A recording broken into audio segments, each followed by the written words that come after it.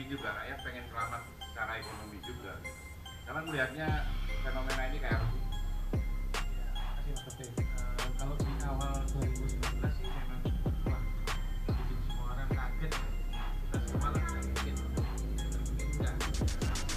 Namanya usaha kecil pun Belinya, tapi sudah bicara tentang caring someone else, tentang orang lain, tentang lingkungan, dan ini Mas Taufik kan berjuang tentang lingkungan lama banget. Hari ini juga ngomongin lingkungan.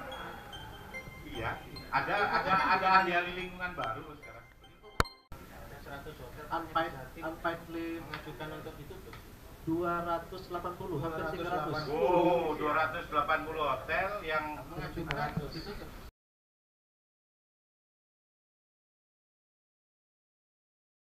Podcast saling sapa via live IG hari ini kita kedatangan seorang ini ahli bikin brand. Dia adalah muridnya seorang yang bisa dibilang paling senior untuk urusan brand ya. Jadi kalau mamanya kita refleks pasti jawab ketika ditanya Indomie pasti jawabnya. Nah ya itu yang biar nanti beliau jelasin berkaitan brand, berkaitan dengan sekarang. Karena juga judul di podcast saat ini ya lumayan lucu juga sih. Jadi kita melihat pandemi itu bukan lagi pandemi yang pandemi COVID bukan. Tapi pandemi itu ya bukan musibah, tapi kita mencoba untuk positif bahwa pandemi itu adalah pantang menderita ekonomi gitu ya. Jadi kita buat tagline seperti itu. Karena apa? Kita kalau mau menghabiskan waktu untuk mengeluh sekarang ini apapun bisa dikeluhkan. Karena apa? Pemerintah membatasi kita bergerak tapi tidak memberi kita solusi untuk kehidupan kita sehari-hari. Sedangkan ketika kita berusaha untuk survive dengan bekerja, kita dijatah, dikasih jam malam kayak waktu perang. Nggak tahu kita perang sama siapa ya lepas atau ya segala keterbatasan. Saya pikir ya pemerintah juga pengen rakyatnya juga selamat gitu. Tapi juga rakyat pengen selamat secara ekonomi juga gitu. Karena melihatnya fenomena ini kayak apa sih? Ya, makasih Mas Taufik. Kalau di awal 2019 sih memang wah bikin semua orang kaget ya. Kita semua lah nggak mungkin enggak. Ya, bukan hanya pengusaha kecil pun pusing gitu. Jadi banyak bahkan beberapa itu yang menutup usahanya dalam perjalanan setahun ini. Tapi ya hari ini kita kan nggak bisa mengeluh seperti Mas Taufik tadi bilang kan. Karena mengeluh itu ternyata energinya lebih besar daripada ketika kita survive. Iya. Jadi kita berangkat kerja, pulang kerja, lelahnya itu sama ketika segala sesuatu kita keluhkan, itu energinya ternyata lebih besar ketika kita keluhkan. Nggak berhenti kok teman-teman buka outlet baru. Bahkan menurut saya budgetnya itu nggak dikit loh Mas, ratusan juta mungkin udah bisa mendekati 1 M ya outlet baru. Entah sewanya, tambah dan sebagainya. Jadi yang kecil-kecil itu juga ternyata jalan aja sih. Terus barusan yang kita omong pas kita barusan makan, temen ternyata pada saat pandemi dia bisa ganti mobil baru. Bahkan beli mobil, sempat beli mobil, nggak lama ganti lagi yang lebih mahal pada saat pandemi. Karena dia jualan cemilan. Snack. Jadi kita di sini sebenarnya tadi rencananya 4 orang, cuman satu ibunya ada yang sakit jantung gitu, sehingga nungguin ibunya di rumah sakit di rumah sih sebenarnya ya, karena nggak berani untuk ibunya nggak berani untuk dirawat di rumah sakit. Terus kemudian ini satu belakangan karena memang beliau ngajar ini sih ya, beliau ngajar atlet sih ya, jadi baru datang ya. Terus bisa dilanjut lagi Mas? Itu tadi Mas, jadi hari ini jadi teman kita ini ya ahli di bidang SDM ya. Itu kan gimana caranya nggak mencat orang, kemudian gimana iya karyawan itu betul. juga bersemangat. Kita akan kejar di situnya, di fokus di SDM-nya. Jadi selama ini kan kalau aku sih cenderung di mentalitinya. Jadi kita men-switch lah apa yang selama ini hal-hal yang kita habiskan energi untuk katakanlah mengeluh, terus cari-cari kambing hitam. Padahal kambing nggak semuanya hitam, ada yang putih. Jadi kan akhirnya kan mending daripada kejar-kejar kambing kan capek, mending energinya dibuat sesuatu yang lebih bermanfaat, yang lebih efektif, yaitu mencari hal-hal baru, hal-hal yang belum dipikirkan orang untuk dijadikan sebuah ini ya, peluang. Karena kan bisnis itu sebenarnya bukan soal mana yang lebih ahli, mana yang modalnya paling besar, mana yang enggak, tapi mana yang paling bisa getting apa ya, kalau aku nyebutnya ini semacam ngambil peluang. Kalau Pak Bi atau guru-guru bisnis di Indonesia bilangnya berubah atau pulang, itu sudah disampaikan sebelum COVID. Hari ini kita dipaksa berubah. Oh iya, aku pernah itu bulan-bulan Januari ya, tahun kemarin ya. Iya, pernah beberapa kali lihat postingan beberapa teman-teman itu berubah atau punah. Teman-teman kita kayak gitu sih. Talking about esensi ya. Iya. Jadi yang tadinya melihat sebuah keuntungan profit itu adalah money, Uang, aset, terus saving, investment, reinvestment, itulah. Terus dipaksa untuk sedikit berpikir spiritual, tidak lagi mementingkan dirinya, tapi sudah bicara tentang caring someone else, tentang orang lain, tentang lingkungan. Hari betul. ini Mas Taufik kan berjuang tentang lingkungan lama banget. Hari ini juga ngomongin lingkungan. Iya, ada ahli lingkungan baru loh sekarang. Lingkungan lama banget. Hari ini juga ngomongin lingkungan.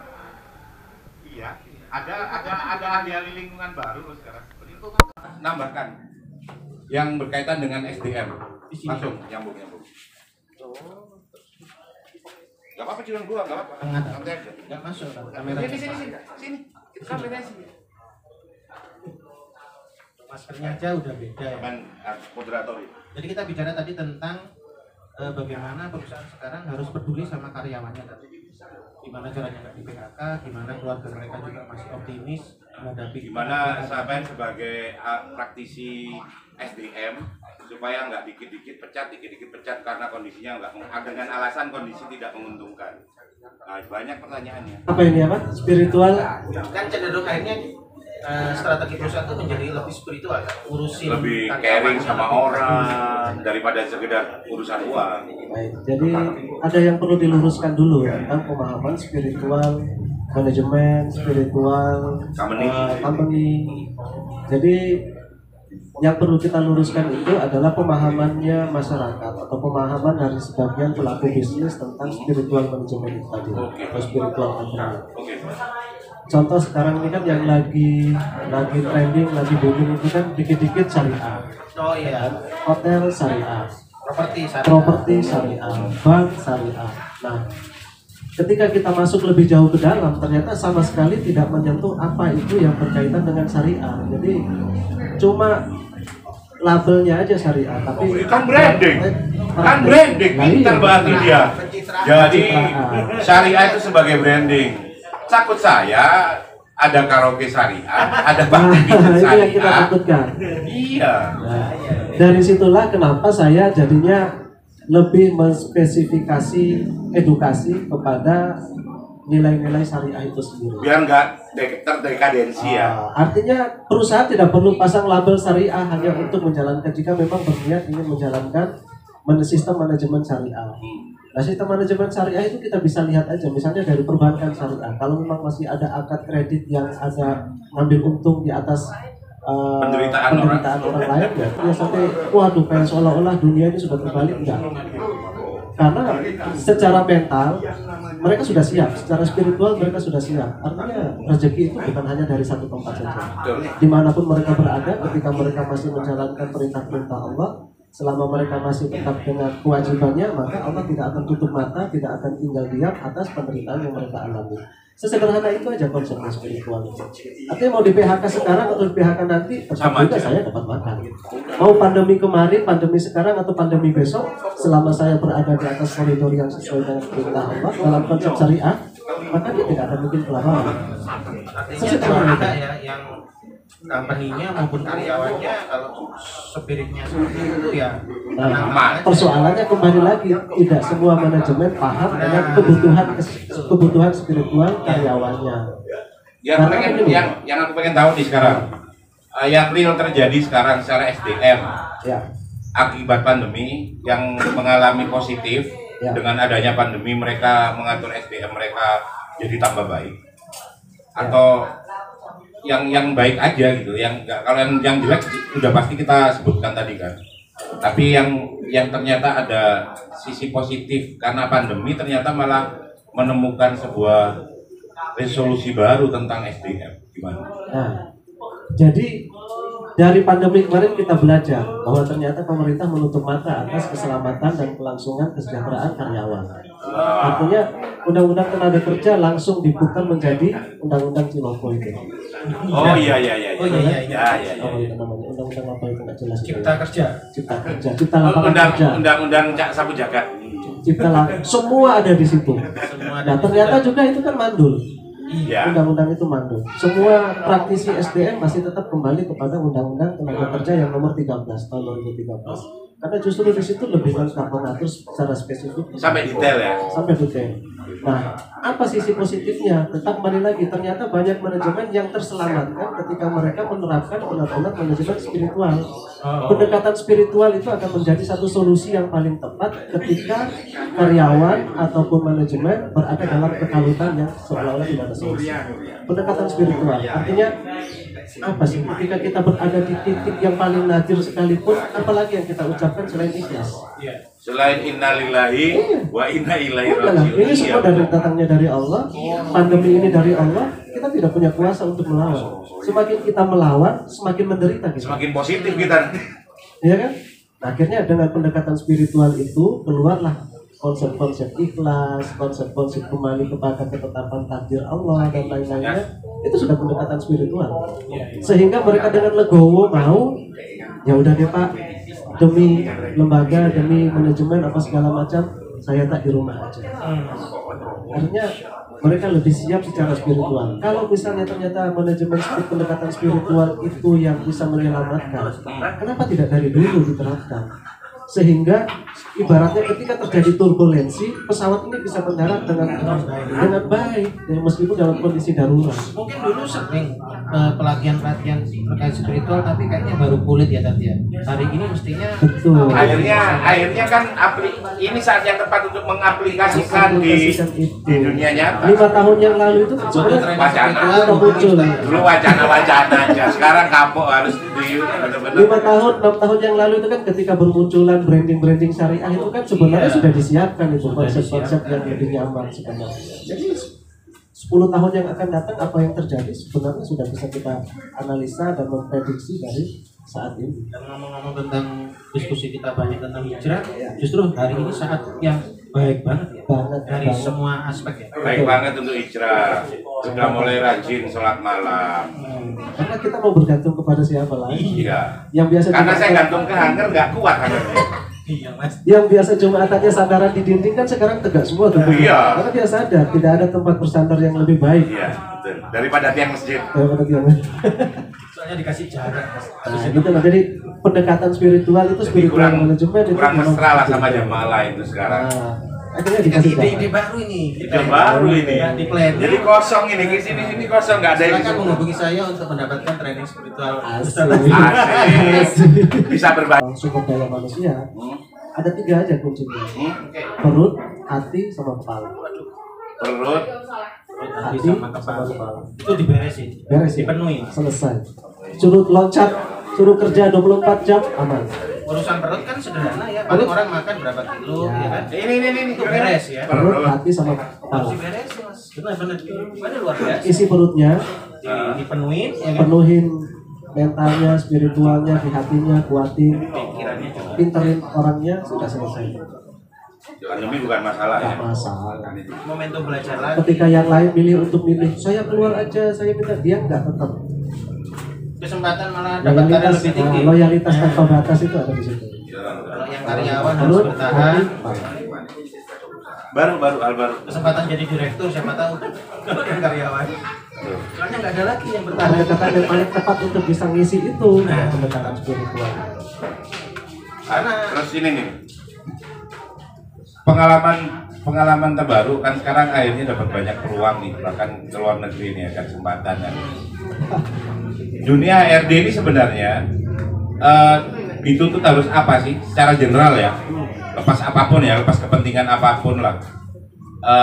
Manajemennya maksudnya. Ya kita nggak talking tentang kebijakan pemerintah lah, tentang kondisi, tentang yang harus divaksin, harus apa. Secara general, yang bisa didapatin hal baru apa sih ketika pandemi ini? Secara apa fundamental? Hal terbaru gara-gara pandemi ini rata-rata akhirnya karyawan-karyawan yang manja, yang lebay itu hilang. Semua memilih untuk menyelamatkan diri sendiri. Oh iya. Nggak ada lagi yang mau lebay, yang nunggu disuapin, yang nunggu apa, yang datang hanya absen, yang datang hanya absen, datang terus duduk main game, buka-buka HP terus nunggu absen pulang, sudah nggak ada sekarang. Semua bergerak. Kalau tidak dia akan dilindas. Dia akan dilindas. Menghasilkan ternyata berubah berlaku lagi. Jadi dia akan kembali menjadi ya bukan seperti orang yang saling makan teman sih, sudah tidak, sudah lewat itu masa itu. Tapi dia akan bagaimana caranya untuk bertahan. Akhirnya personal kalau sudah Personal, bertahan itu ya. iya, personal. Jadi dia akan bertahan. Kalau misalnya dia keluar dari sini secepat mungkin dia harus mendapatkan pekerjaan baru, Atau bikin usaha baru gitu kan. dorongan dia untuk survival itu lebih besar daripada sekedar mikirkan pandemi. Oke, dorongan dia Benar-benar untuk orang survival. sebenarnya udah nggak terlalu peduli kan. Nggak terlalu Di peduli. beberapa di titik tertentu nggak peduli pandemi. Saya mulai panik, mulai Saya takut survive. sampai bodo amat. Sekarang gitu. Iya, Yang sampai penting bodo bisa amat. makan ya kan. Dan akhirnya seperti itu. Di level orang berduit malah yang penting bisa jalan-jalan. Oh iya. Saatnya bukan untuk bersantai, saatnya bukan untuk meratapi nasib, tapi sekarang harus selalu bergerak, bergerak, bergerak dan bergerak. Jangan bergerak ke samping, jangan bergerak ke belakang, tapi bergeraklah ke depan. 1 senti, 2 senti, 3 senti, atau 10 meter sekalipun, yang penting pastikan langkahmu selalu ke depan. Salam tanpa hijrah. Ya, kembali tadi Mas. Kalau yang hobi seminar, workshop, baca buku, ini saatnya praktek. Berubah atau punah, lakukan. Ada lagi yang pendekatan design thinking, melakukan pendekatan lebih kreatif, lakukan pendekatan Kanvas. kreatif. Ya, agile ini susah banget. Oh iya. Agile pada sederhana, yang penting itu bergerak gitu kan, fleksibel. Dan yang kecil harusnya lebih lincah. Jadi yang teman-teman UKM ini Yang kelas kecoa itu sebenarnya lebih lincah. cockroach ya kan? Cockroach. Yang startup itu bukan dekan. Dan selamanya saya akan jadi kecoa, tahan banting. Iya. Ya, terakhir buat saya terima kasih untuk IWBK yang sudah ngasih kesempatan kita untuk berbicara tentang pandemi, tidak lagi merupakan sebuah sesuatu yang menakutkan atau berbahaya atau virus, tapi pandemi di sini sudah menjadi pantang menderita secara ekonomi. Iya, jadi diakhiri dengan kata pandemi pantang menderita ekonomi dari IWBK, Sawo Jajar. Kita doakan kita semua sehat, Indonesia maju ke depannya, dan pandemi segera berakhir. Terima kasih dari saya. Wabillahi taufiq wal hidayah, wal ridho wal inayah. Wassalamualaikum warahmatullahi wabarakatuh. Waalaikumsalam.